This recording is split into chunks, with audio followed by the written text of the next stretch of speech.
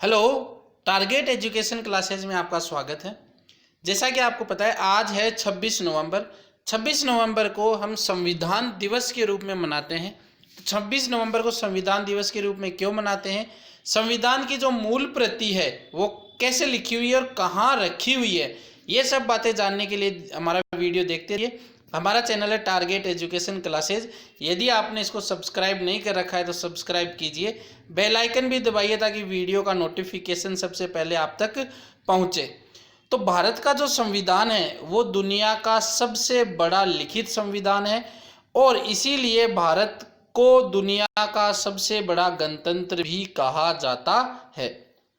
अब बात करते हैं 29 अगस्त 1947 को भारतीय संविधान के निर्माण के लिए प्रारूप समिति की स्थापना की गई थी। तो जो संविधान की प्रारूप समिति की स्थापना है वो 29 अगस्त 1947 की थी और इस कमेटी के जो अध्यक्ष थे, इस प्रारूप समिति के जो अध्यक्ष थे वो थे डॉक्टर भीमराव अंबेडकर जी।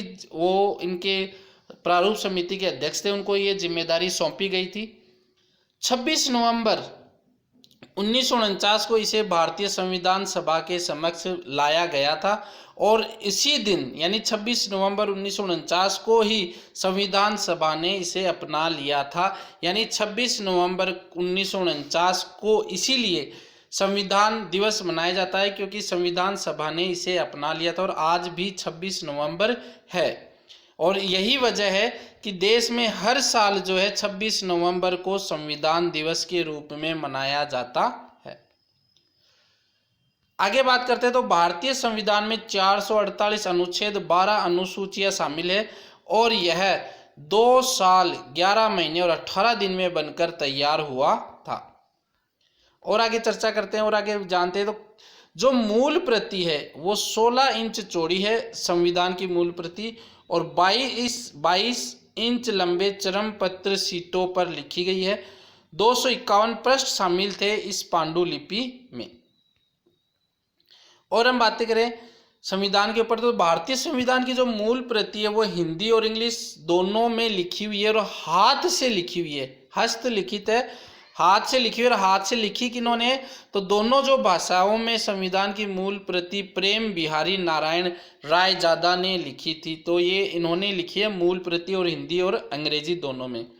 उन्होंने नंबर 303 के 254 पेन होल्डर निब का इस्तेमाल कर संविधान के हर पेज को बेहद खूबसूरत इटैलिक भाषा में लिखा हुआ है हमारा संविधान। इसे लिखने में उन्हें 6 महीने लगा था। और भी जो रोचक जानकारी वो ये है कि जब इनसे मेहनताना पूछा तो उन्होंने ये मना कर दिया कि मैं कुछ नहीं लूँगा, बल्कि एक शर्त रखी थी कि संविधान के हर पृष्ठ पर वह अपना नाम लिखेंगे और अंतिम पेज पर अपने नाम के साथ अपने दादा का नाम भी लिखेंगे।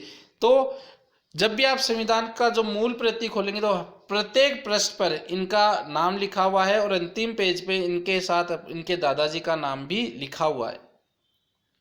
भारतीय संविधान के हर पेज पर आचार्य नंदलाल बोस ने चित्रों से सजाया है और इसके अलावा जो प्रस्तावना पेज है उसका काम राम मनोहर सिन्हा ने किया है, जो कि नंदलाल बोस जी के ही शिष्य हैं। तो ऐसी रोचक जानकारी के लिए ये हम आपको, शायद आप लोगों ने सुनी भी होगी लेकिन हम आपको ये रोचक जानकारी दे रहे हैं।